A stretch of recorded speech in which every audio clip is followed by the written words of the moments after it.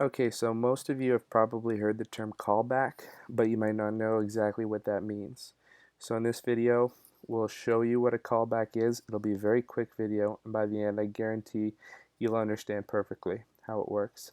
Um, so consider this little program here. This is a list of usernames, and we're going to pretend that this is our database. Now we have two functions. One function adds a username to the database. One function gets the usernames from the database, gets the full list of usernames. So consider this. We might want to add a username, right, using the add user function, and then get the updated list. So we'll add the user first, then second, we'll get the updated list. That makes perfect sense, the order in which we do those things. But consider this.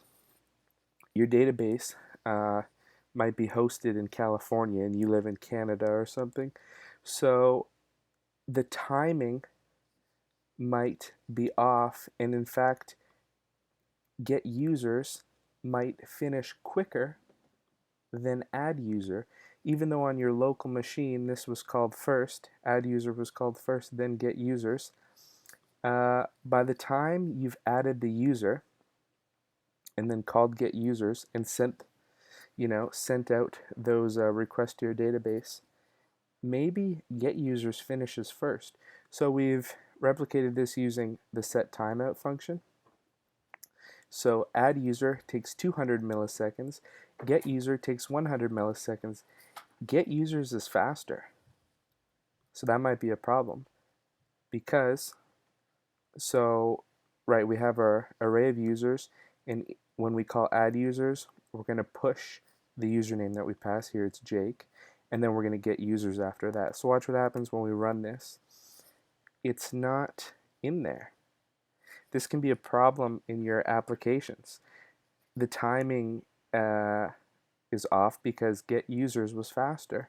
So now we think that we've added the user first, and then we should be getting a list of updated users, but it's not happening because of the timing. So how are we going to remedy this to enforce the order of operations that we want, which is add user first, get user second?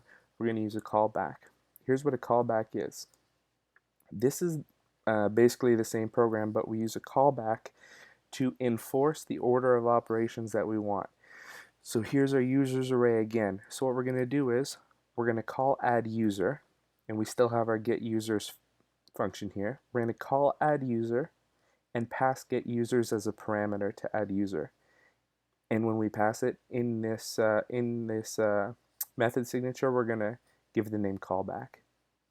So here's add user. We pass the username Jake. We set our timeout. The times are still the same. We're going to push this username. Notice we didn't call get users yet. Hasn't been called yet. So we push the username. Okay, there we go. We push Jake. Jake's in. Now we'll call our callback, which we passed here. Now we'll call get users. This could take 10 seconds. This part, the add user, it could take 10 seconds, it could take a year, it doesn't matter because we're not calling get users until after we've already pushed. That's a callback. A callback is when we provide a function as an argument to another function. And what we're trying to accomplish there, like I say, is to enforce an order of operations that's useful to us. So even though this one's faster, it's not getting called until after we have already pushed our username. So remember here that we're passing the whole function. We're not passing the function being called or anything else. We're passing the whole function, and then we're calling it in here. So that's a callback. That's why it's useful. And that is the essence of asynchronous programming. And the definition pulled from Google is a form of computer control timing protocol in which a specific operation begins upon receipt of an indication that the preceding operation has been completed. So that's it. That's a callback.